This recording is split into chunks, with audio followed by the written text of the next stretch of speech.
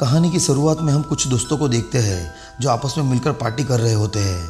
उनमें से एक लड़की जिसका नाम कैट है, वो अपने सभी दोस्तों को एक ऐप के बारे में बताती है। वो कहती है कि ये ऐप बता देती है कि आप कब मरने वाले हो। मुझे तो इस बात पे यकीन नहीं है, लेकिन क्यों ना हम सभी लोग ट्राई करें। हम एक गेम खेलते हैं जिसमें जिसकी मौत सबसे पहले होगी उसे इस टेबल पे रखी सारी ड्रिंक्स पीनी होगी। सभी दोस्त कैट की बात मान लेते हैं। सभी दोस्त अपने मोबाइल पे वो ऐप डाउनलोड करते हैं। फिर कैट दिखाती है कि वो तो अभी भी 63 साल तक जीने वाली है। तभी एली नाम की लड़की कहती है कि मेरे पास भी 32 साल पड़े हैं। लेकिन वहाँ बैठी और एक लड़की जिसका नाम कॉटनी है, वो डर जाती है। वो सभी दोस्तों से कहती है कि उसके पास सिर्फ 3 घंटे हैं। ये सुनकर सभी दोस्त खुश हो जाते हैं और कॉटनी से कहते हैं कि तुम्हें सारी ड्रिंक्स पीनी होगी। तभी वहाँ पर कॉटनी का बॉयफ्रेंड इवान आ जाता है, जो सबसे कहता है कि कॉटनी की जगह मैं सब ड्रिंक पी लेता हूँ, ठीक है। फिर थोड़ी देर बाद सभी दोस्त घर जाने के लिए निकलते हैं। कॉटनी इवान के साथ कार में बैठ जाती है। वो इवान से कहती है कि तुम नशे में हो, तुम ड्राइव मत करो। इवान कहता है कि इतनी सी शराब में मुझे नशा नहीं होता। लेकिन कॉटनी कार से नीचे उतर जाती है और पैदल ही घर जाने लगती है। इवान भी वहाँ से चला जाता है। तभी उसी ऐप से एक नोटिफिकेशन आता है। उसके अनुसार सिर्फ 7 मिनट बचे हुए थे। इस नोटिफिकेशन से कॉटनी काफी डर जाती है। तभी उसके आसपास कोई अजनबी लोग आ जाते हैं, जिसे देखकर कॉटनी कुछ ज्यादा ही डर जाती है। तभी फिर से नोटिफिकेशन आता है, जिससे कॉटनी को पता चलता है कि उसके पास सिर्फ 1 मिनट है। वो जल्दी से भागकर घर के अंदर चली जाती है। घर के अंदर जाते ही उसके फोन में अजीब सी साउंड बजने लगती है। डर के मारे कॉटनी अपना फोन स्विच ऑफ कर देती है। कॉटनी को महसूस होता है कि उसके घर के अंदर बाथरूम में कोई है। वो चेक करने जाती है। तभी फ़ोन ऑटोमेटिक ऑन हो जाता है और उसमें 3 सेकंड का नोटिफिकेशन आता है और देखते ही देखते कॉटनी हवा में उड़ जाती है और फिर 0 सेकंड होने पर वो नीचे आकर गिरती है। बाथ टब से टकराकर उसका सर फट जाता है और उसकी वहीं पर मौत हो जाती है। इस तरफ इवान का भी एक्सीडेंट हो जाता है। अगर कॉटनी इवान के साथ भी आती तो भी उसका मरना तय था। अब यहाँ से सीन शिफ्ट होता है और हम क्वीन नाम की एक नर्स को देखते हैं, जो आज ही ज्वाइन हुई है। उसी हॉस्पिटल में इवान भी होता है, जो बच गया होता है। क्वीन इवान से कहती है कि तुम परेशान दिख रहे हो। इवान उससे कहता है कि मेरे पास सिर्फ 19 घंटे हैं, उसके बाद मैं मरने वाला हूँ। क्वीन उसे कहती है कि तुम भी क्या अपने फ़ोन में ऐसी फालतू ऐप लेके घूमते हो। ये सब ऐप लोगों को डराने के लिए बनाई जाती है, इस पे यकीन मत करो। लेकिन इवान उससे कहता है कि मैं भी ऐसा ही सोचता था, लेकिन मेरी गर्लफ्रेंड जिसके पास सिर्फ 9 मिनट बचे थे और 9 मिनट के बाद मेरी कार का भी एक्सीडेंट हो गया और मेरी गर्लफ्रेंड की उसी वक्त डेथ हो गई।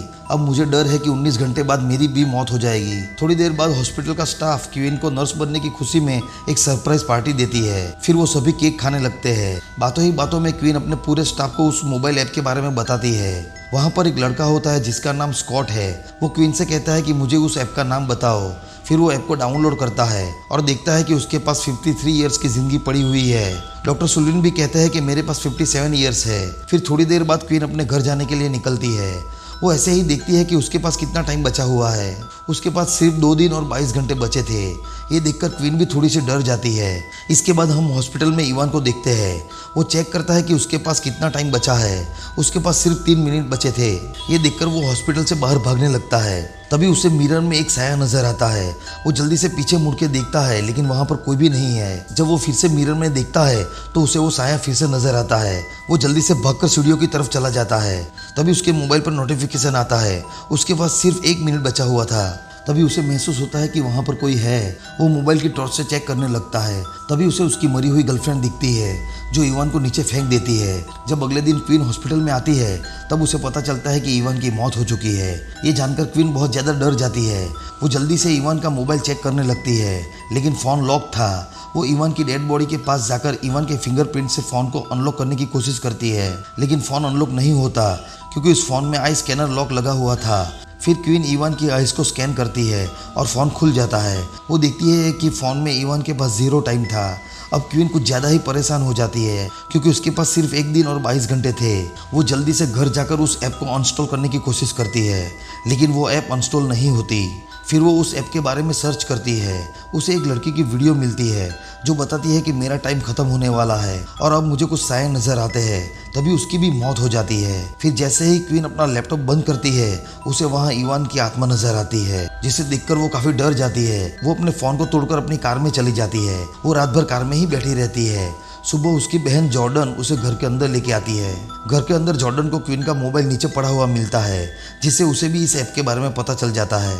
इसके बाद क्वीन अपने लिए एक नया फ़ोन लेने के लिए एक स्टोर में जाती है। वहाँ वो एक नया फ़ोन खरीदती है, लेकिन वो देखती है कि वो ऐप अपने आप उस फ़ोन में भी इंस्टॉल हो जाती है। वो जल्दी से शॉपकीपर को वो ऐप डिलीट करने के लिए कहती है, लेकिन वो ऐप डिलीट नहीं होती। ये देखकर क्वीन वहाँ से चली जाती है और अपनी कार में बैठ जाती है। तभी दो हाथ उसे पीछे से पकड़ लेते हैं, जिससे क्वीन डर के मारे कार पीछे भगा देती है और पीछे वाली कार को ठोक देती है। वो कार का ओनर आकर क्वीन पर गुस्सा होने लगता है, लेकिन तभी वहाँ पर एक लड़का आता है जिसका नाम मैट है, जो उस कार के ओनर को वहाँ से भगा देता है। वो क्वीन से कहता है कि मोबाइल स्टोर में मैं भी मौजूद था और मैंने तुम्हारी ऐप डिलीट करने वाली बात सुनी। मेरे पास भी सिर्फ 18 घंटे बचे हुए हैं। फिर वो दोनों बार में जाते हैं, जहां मैट क्वीन से कहता है कि तुमने यूजर एग्रीमेंट पढ़ा। क्वीन कहती है कि नहीं।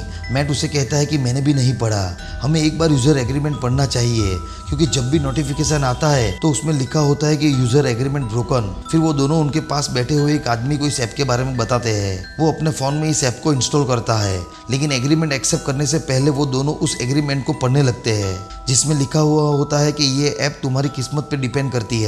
फिर वो आदमी एग्रीमेंट एक्सेप्ट कर लेता है और उसे पता चलता है कि उसके पास अभी भी 39 ईयर्स बचे हैं। ये देखकर वो खुश हो जाता है। फिर वो दोनों हॉस्पिटल जाते हैं, जहाँ मैट बाथरूम करने के लिए जाता है। मैट देखता है कि वहाँ पर एक आदमी बड़ी आसानी से एक टॉयलेट से दूसरे टॉयलेट में जा रहा था, जैसे बीच में कोई दीवार ही ना हो। तभी वहाँ पर लाइट चली जाती है और मैट को उसके छोटे भाई की आत्मा दिखती है, जो उस पर हमला कर देती है। लेकिन तभी वहाँ पर कोई आ जाता है और मैट वहाँ से बाहर चला जाता है। फिर वो दोनों एक फादर के पास जाते हैं और उससे कहते हैं कि हमें डिमोन दिखते हैं। वो दोनों फादर को उस ऐप के बारे में सारी बातें बताते हैं। फादर उन्हें बताते हैं कि डिमोन से बचने का एक ही तरीका है, तुम खुद से पहले ऐसे इंसान को मार दो जिसकी मौत तुम्हारे बाद होने वाली है। लेकिन डिमोन तुम्हें ऐसा करने नहीं देगा। अगर तुम ऐसा करने में कामयाब हो जाते हो तो तुम समझो कि तुम बच गए। वो साथ में कहता है कि तुम इस ऐप को हैक करवा लो और अपना टाइम बढ़ा लो, शायद इससे भी तुम्हारी जान बच जाए। फिर वो दोनों इस ऐप को हैक करने के लिए उसी स्टोर पर जाते हैं जहां वो दोनों पहली बार मिले थे।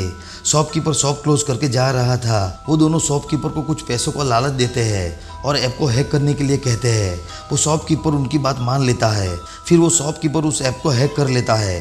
क्वीन देखती है कि उसमें उसकी बहन का भी टाइम आ रहा था, जो बहुत ही कम था। फिर क्वीन और मैट अपना टाइम बढ़वा लेते हैं। क्वीन अपनी बहन का भी टाइम बढ़वा लेती है। अब ये दोनों अपना टाइम बढ़वा कर काफ़ी खुश थे। फिर क्वीन मैट से कहती है कि आज रात तुम मुझे कंपनी दोगे। मैट मान जाता है। फिर रात भर वो दोनों आपस में बहुत सारी बातें करते हैं और फिर सो जाते हैं। आधी रात को अचानक से लाइट चली जाती है। तभी क्वीन की आंख खुल जाती है। वो देखती है कि रूम के बाहर कोई है। वो मैट को उठने के लिए कहती है, लेकिन तभी मैट बाहर से दरवाजा खुलता है। यानी मैट तो बाहर है, तो फिर क्वीन के साथ कौन सोया हुआ है? क्वीन के साथ कोई और नहीं बल्कि वही डिमोन था। तभी क्वीन के फ़ोन पे नोटिफिकेशन आता है। वो देखती है कि टाइम फिर से चेंज हो गया है। वो जल्दी से अपनी बहन को फ़ोन करती है। जॉर्डन का फ़ोन दूसरे कमरे में था। वो अपने फ़ोन को लेने जाती है, लेकिन तब तक फ़ोन कट जाता है। जॉर्डन देखती है कि उसका टाइम भी अपडेट हो गया है। अब उसके पास भी सिर्फ 4 घंटे बचे थे। तभी वहाँ पर भी लाइट चली जाती है और डिमोन उस पर भी हमला करता है। जॉर्डन अपनी जान बचाकर घर की बाहर भागती है। तभी वहाँ पर क्वीन और मैट आ जाते हैं। फिर वो तीनों फिर से उस फादर के पास जाते हैं। मैट फादर को इस ऐप का कोड वर्जन दिखाता है, जिसे देखकर फादर को पता चल जाता है कि ये एक अभिशाप है। फादर उनसे कहते हैं कि इस अभिशाप को तोड़ा जा सकता है अगर कोई टाइम से पहले मर जाए। फिर फादर और सब मिलके सोल्ट और पेंट का एक सर्कल बनाते हैं ताकि डिमोन से बच पाए। तभी डिमोन उन पर हमला कर देता है। फादर सभी को कहते हैं कि सब सर्कल के अंदर रहना, बाहर मत निकलना। डिमोन सर्कल के अंदर नहीं आ सकता, इसीलिए वो एक चाल चलता है। वो मैट के छोटे भाई का रूप ले लेता है, जिससे मैट इमोशनल हो जाता है और सर्कल से बाहर निकलता है। जैसे ही वो सर्कल से बाहर निकलता है, डिमोन उसे खींच लेता है। क्वीन मैट को बचाने के लिए बाहर आती है। वो देखती है कि मैट सही सलामत है, लेकिन तभी एक कार उसे उड़ा ले जाती है, जिससे मैट की वहीं पर मौत हो जाती है। फिर जॉर्डन अपनी बहन क्वीन के पास आती है। क्वीन को पता चलता है कि जॉर्डन को भी चोट लगी हुई है, इसीलिए वो उसे हॉस्पिटल ले जाती है, जहाँ क्वीन को एक नर्स से पता चलता है कि डॉक्टर सुल्विन ने उसके साथ जबरदस्ती की है। क्वीन सोचती है कि डॉक्टर को मारकर उसकी 57 ईयर्स की लाइफ को ले सकती है, इसीलिए वो डॉक्टर को बहाने से बेसमेंट में बुलाती है।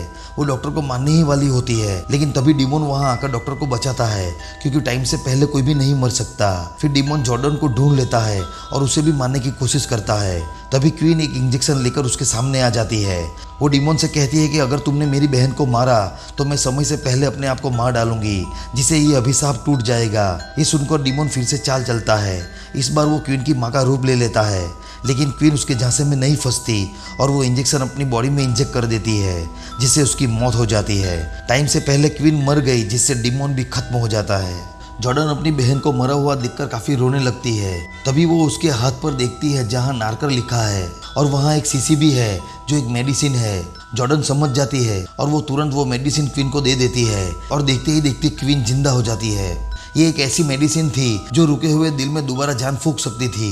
फिर अगले दिन क्वीन को फोन में एक नोटिफिकेशन आता है जिसमें लिखा था काउंटडाउन 2.0 इज नाउ इंस्टॉल्ड, मतलब डिमोन अभी भी खत्म नहीं हुआ है। मूवी के अंत में हम देखते हैं कि डिमोन उस शॉपकीपर को भी मार डालता है क्योंकि उसने उस ऐप को हैक किया था और यहीं पर ये मूवी एंड हो जाती है।